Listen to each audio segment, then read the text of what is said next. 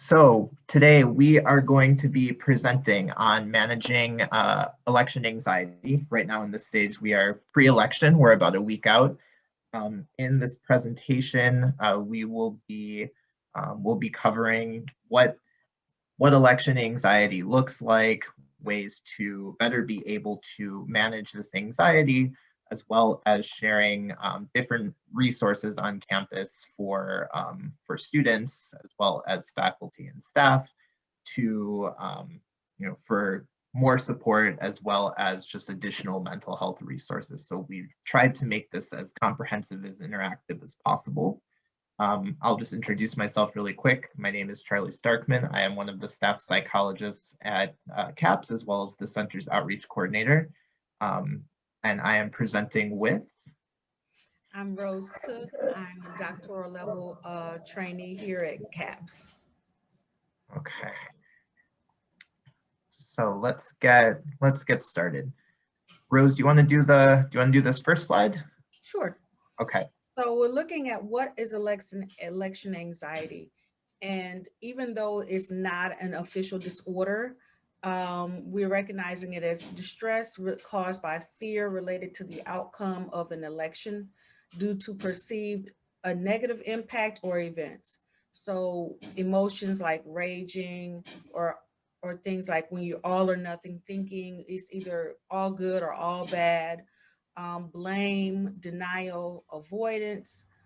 These are all things that are triggered by your brain's limbic system, which is kind of the primitive brain, the part of the brain that all organisms, higher level organisms have, and it's your fear response is triggered there.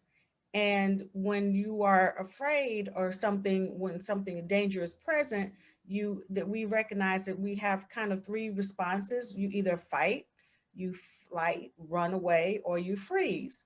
And so what anxiety is it's a triggering of the limbic system. It's been activated, and now your body is saying that there's a danger and you need to do one of those three things. However, with anxiety, the danger is not actually physically present. And so the response that you're having is to a danger that doesn't physically exist as your brain thinks it does. And so you are having all the same reactions as if you need to do something to protect your own safety. It's a really excellent way to be able to describe it. I think we also know that with fight, flight, or freeze, sometimes, we can experience several even within like the same event. Although for a lot of us, we typically have our go-to and the tendency that we have to be able to, the tendency we have in anxiety-provoking situations and how we respond.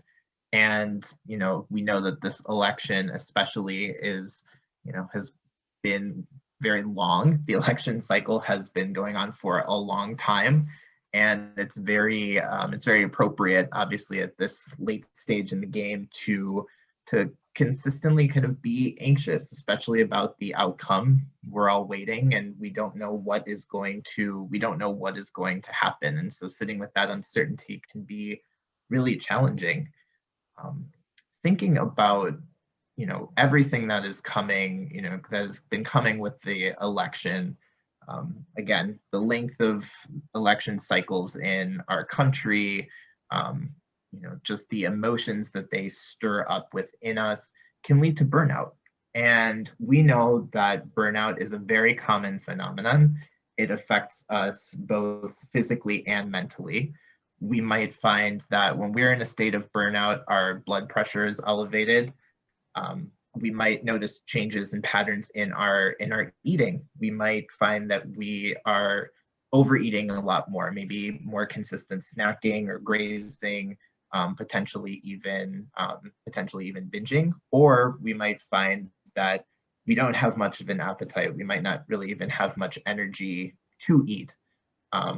We might also see an uptick in substance use. So increased alcohol use is something that is commonly seen when individuals are in a state of burnout.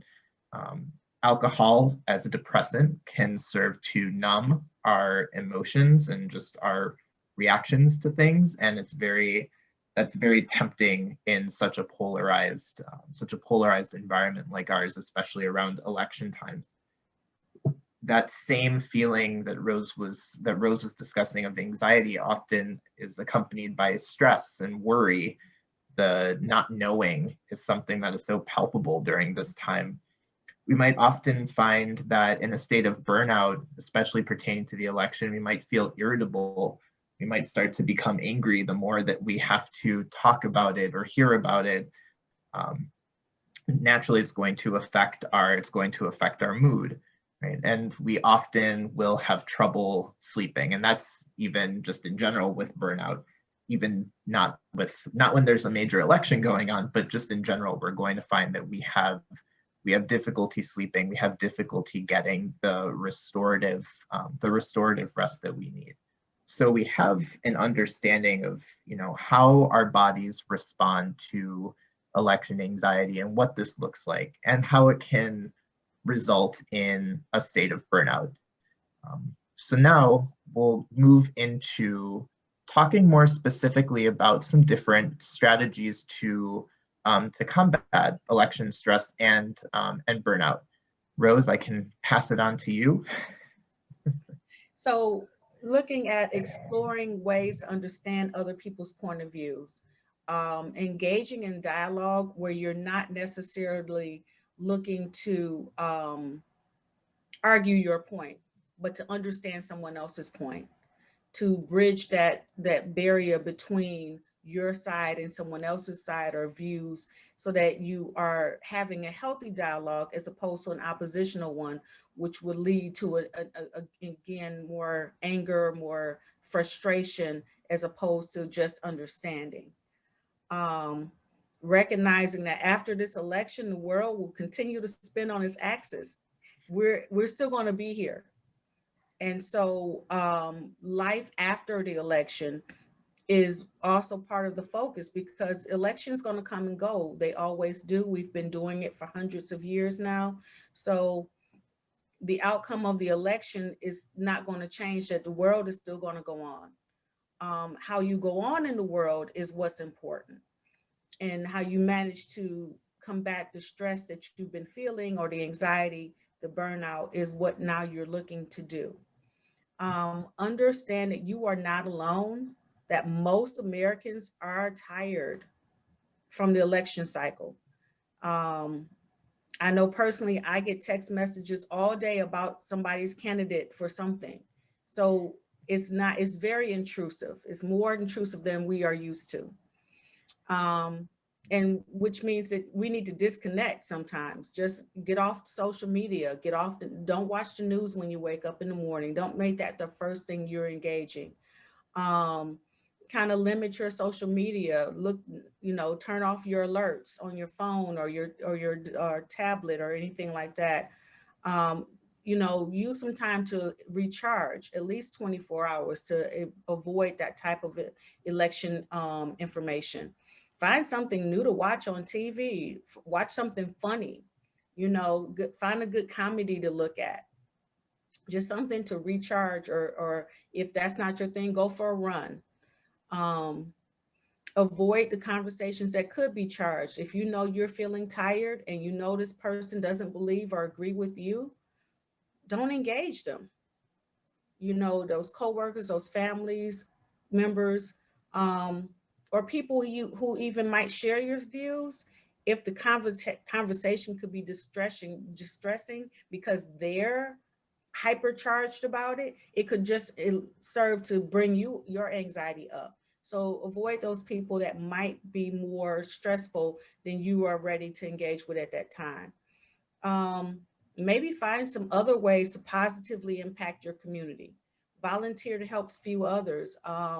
There are a lot of organizations out here right now that need volunteers due to COVID and other things, that they are lacking those types of resources. So find some other ways to engage and help your community. And don't catastrophize. Size. I hate that word. Find some other ways that election results will impact you, or specific ways. And work to have your concerns heard. So don't generalize it. Just look for specifics, that whatever the results are, how they impact you, and then find a way to get those concerns heard. Because if you generalize, oh, this is going to be horrible, the world is going to end, then your mind is of the mindset that you've framed it to the world is going to be horrible, as opposed to, well, maybe everything won't be horrible. Maybe just these one or two things are not going to be what you would like, but how can you change those things? So looking at ways that you can help alleviate some of your distress that way. Yeah. And I think, Rose, that builds really well off that all or nothing thinking that you were talking about earlier too, is that if we automatically, assume the worst in our, our elections and the results and what comes from them, in kind of, it's either going to, this is going to be a disaster and the world is going to, going to collapse in on itself, or if maybe your preferred candidate or preferred side, so to speak, wins, then everything is going to be absolutely wonderful. And that's not necessary, and that is never really the case, right? There's always going to be a middle ground, and in our society we have our vote and we have our voice, and so we have to be able to find the specific ways that the outcome of elections are going to impact our lives and take action in that way to enact change. So let's see, let's move forward. There we go. So we were able to kind of come up with this 5-part circle, so to speak, of different aspects of navigating election anxiety. So we'll start. Let's see if if the video will work. Let's see. Crossing fingers.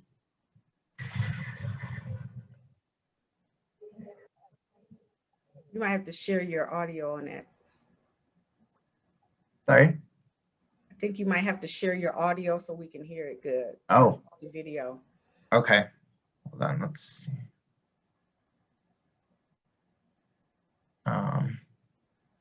Oh, share computer sound. Okay.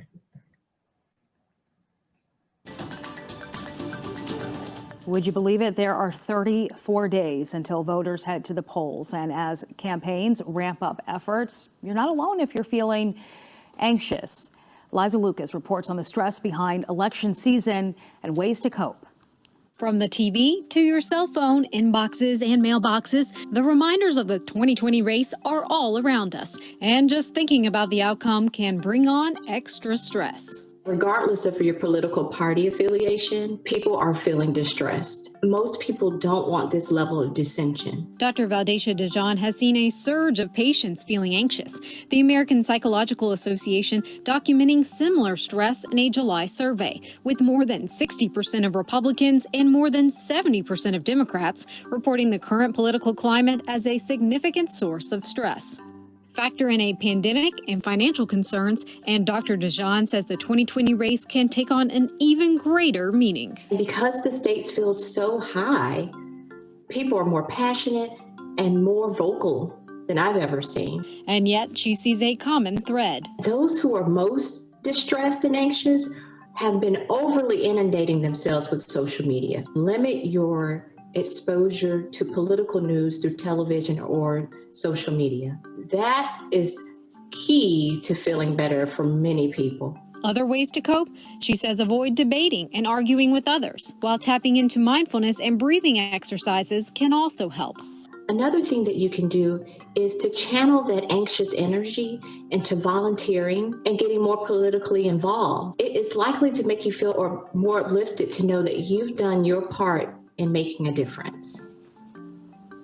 And Liza joins us now from the 11 Alive Bridge. Liza, our Morning Rush insiders, they have some suggestions on how to manage stress from politics as well. They're a helpful group, our Morning Rush Insiders. They are always chiming in about great topics. And at the end of the day, Dr. DeJean says it's important to protect your peace. And that is what we're hearing from many of you that are already employing some of these tips. Sandra saying she uses the DVR, she records programs she wants to watch and then fast forwards through those political ads. She also limits her news intake, as does Carol right here. She actually mutes the commercials. She doesn't fast forward right there, but she says she doesn't watch if she's already having a stressful day. And then she does her own research when it comes to the issues.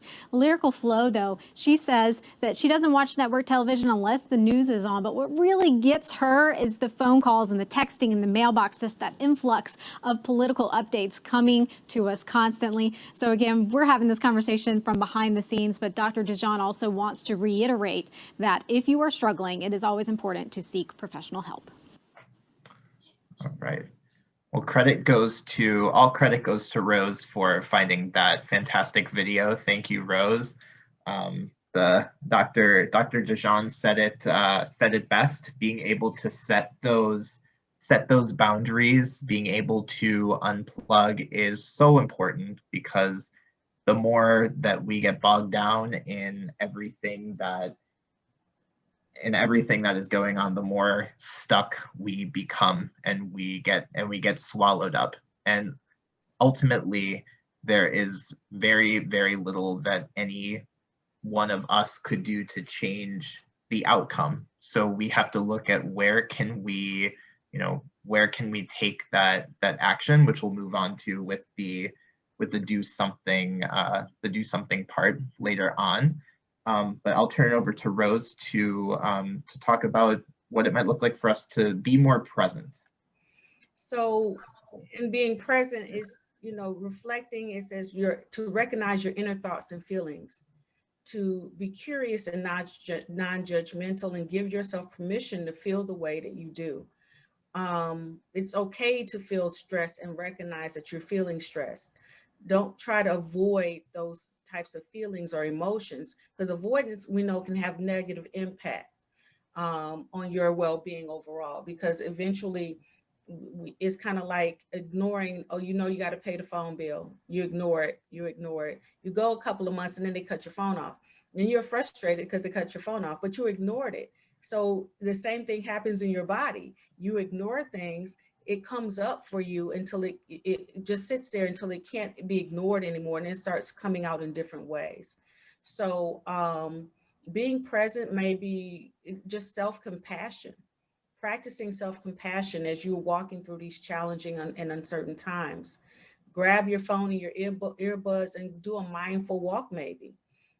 Pay attention to nature that you might have been ignoring. Our leaves are in season right now. They're changing colors. So maybe you go out and you pay attention to that.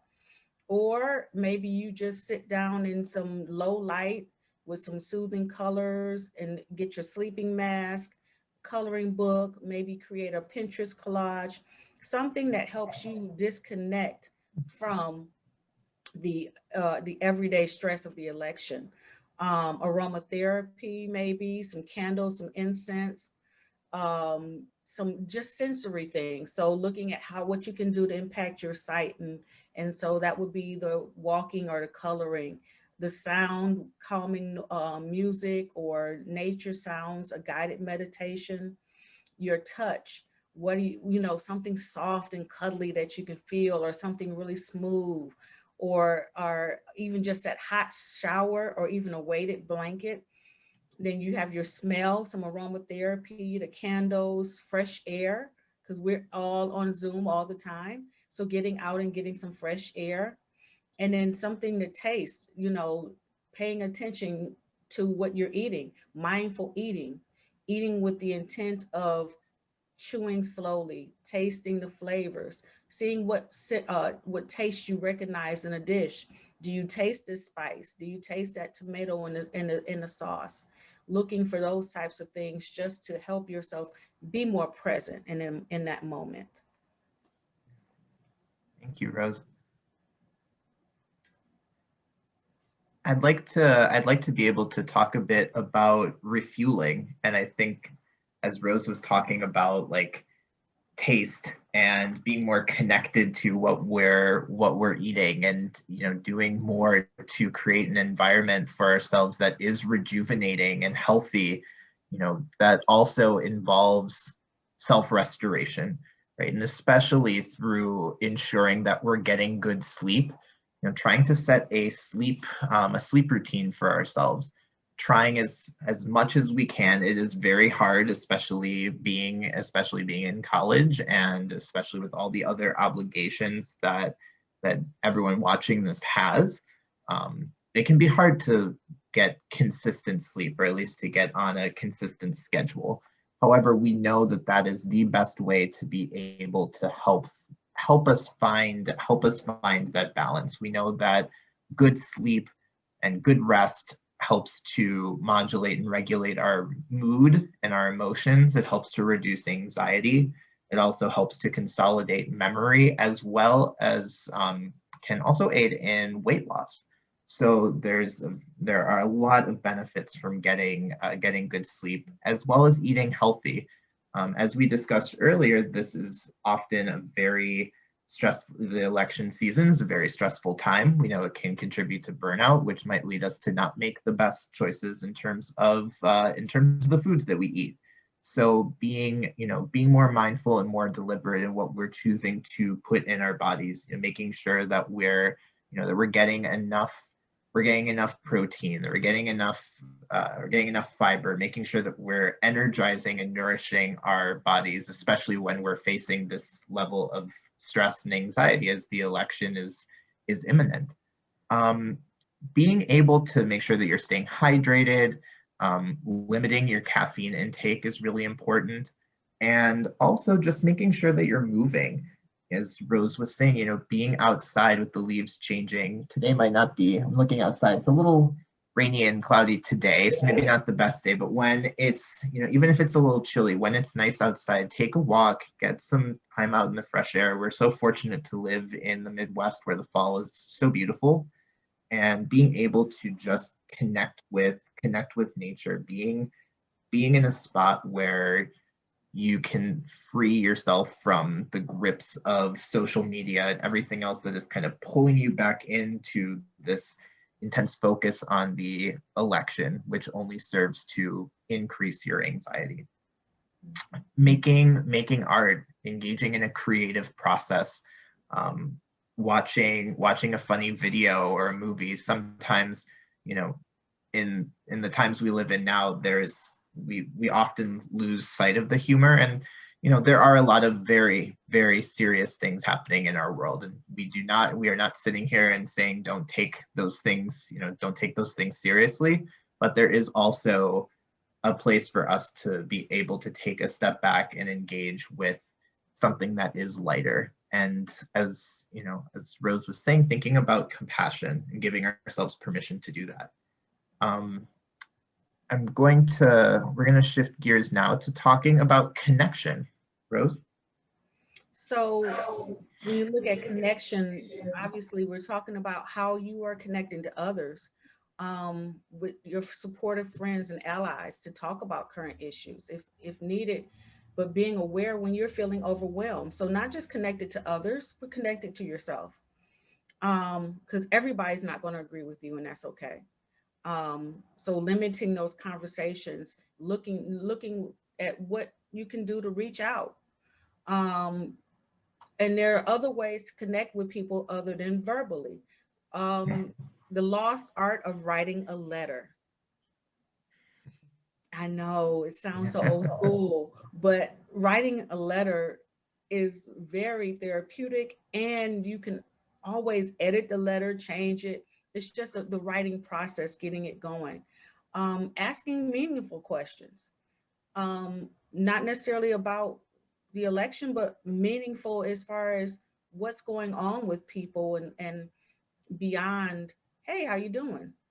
What meaningful questions may look like, well, I really understand that this is difficult for you, and going deeper with someone, and answering questions with honesty, and being honest with yourself when you're looking at that. That goes back to that compassion, because connections can be in many ways. I know for a while the Zoom parties were popular.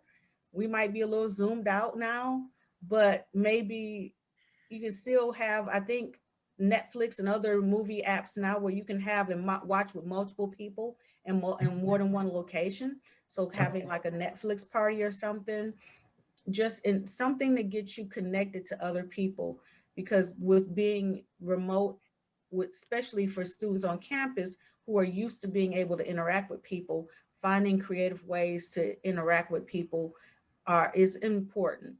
um, and one thing we can do when we're on Zoom, if you're sitting there, turn off your own camera so you're not always looking at yourself. It can be distracting. It can you don't need to see everyone in the class, just focusing on what you need to be focused on, because it's distracting. You're looking at, oh, that person is, what are they doing? And so and you lose the focus on what you were there for the class. So if you're watching at somebody scratch their ear, eat their lunch, you're losing what you came to get. So turn the camera off, or turn the link off for everybody's face sometimes. Avoid multitasking when you're on camera, even though it's tempting. You still start to feel distracted, because if you were actually in a classroom or doing something there, you wouldn't necessarily be doing those things. So that's another way to stay connected with the education process that you're engaged in.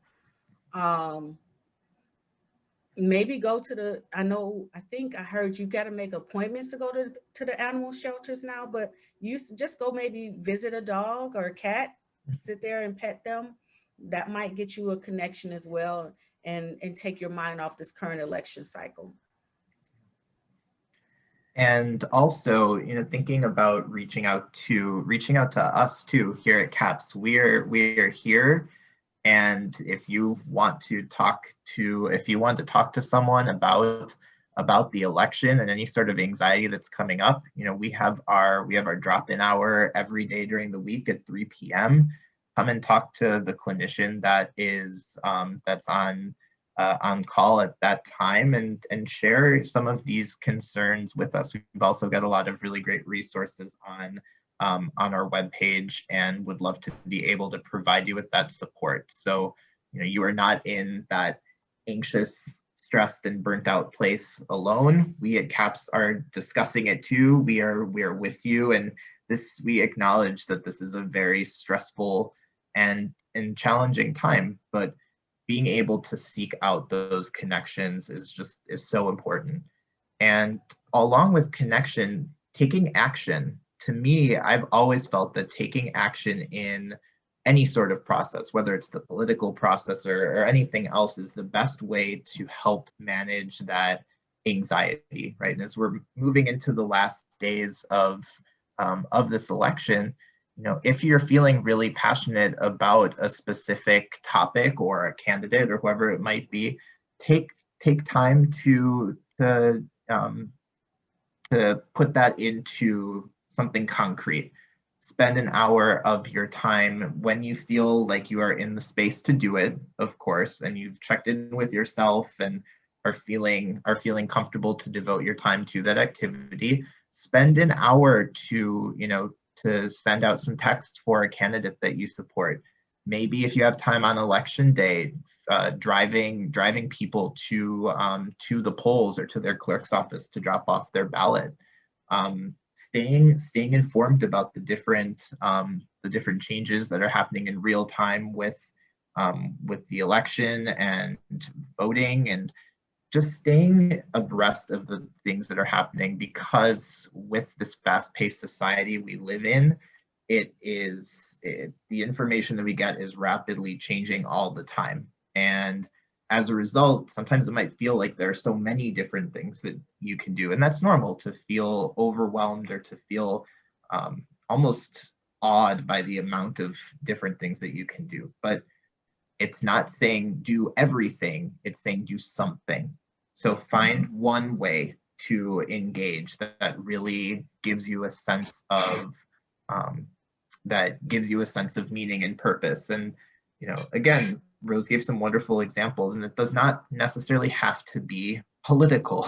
And it can be, if you're an animal lover, if you can schedule some time to go over to the Humane Society, or a shelter, being able to spend time like volunteering, doing something else out in the community too, is a really positive way to be able to direct your energy and to spend your time. Because I was thinking, Yeah. when doing something, looking at connecting with their values, Mhm. figuring out what you value and trying to be present in those areas and doing things that would foster that connection for you. So you just gave great examples about animal shelters, or if you're concerned about the homeless people and it's getting cold and things like that, just connecting to what you value. And also something to think about too, and I realize we didn't necessarily have this on separate slides, but we definitely want to be able to talk about this with you. We're thinking about this in terms of the pre-election, but really this all pretty much applies to election day and in the days following the election, because on a very serious note, there is quite a significant chance that we will wake up next Wednesday morning and still not know who the winner of the election is, just solely based on the amount of mail-in and absentee voting due to the pandemic that's taking place, right? And just because, the election day has passed, that does not mean that these, the different strategies and anxiety management, stress management strategies that we've shared with you today are not just as important on election day and in the days following. Sometimes after a very large event, there is a huge amount of energy that is released afterwards, and that in and of itself can feel like a lot, right? It can feel overwhelming. And just recognizing too that you have the time, you have the ability to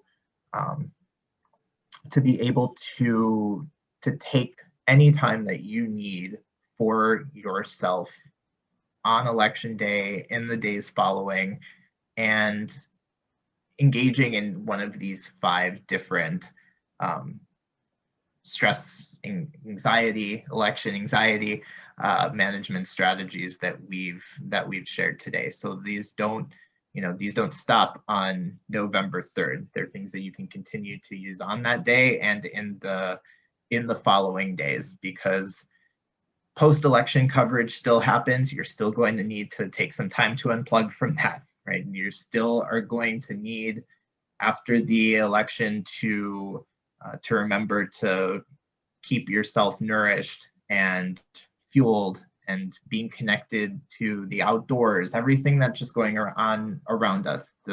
These don't stop after November 3rd. So leaving you with all of that, we've compiled some campus resources, just our different departments, different offices on campus that all provide different support to students.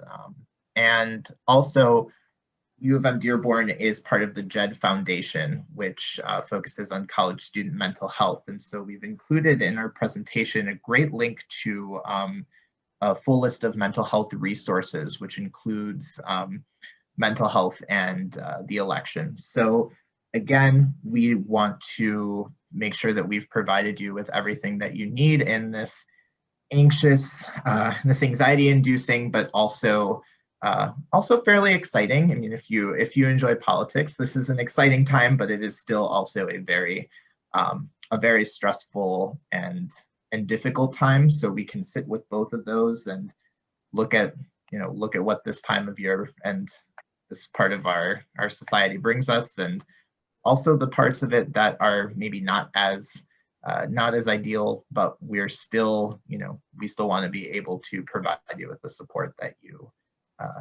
need. Rose, anything else that you would like to add? I'm so glad we were able to present on this together.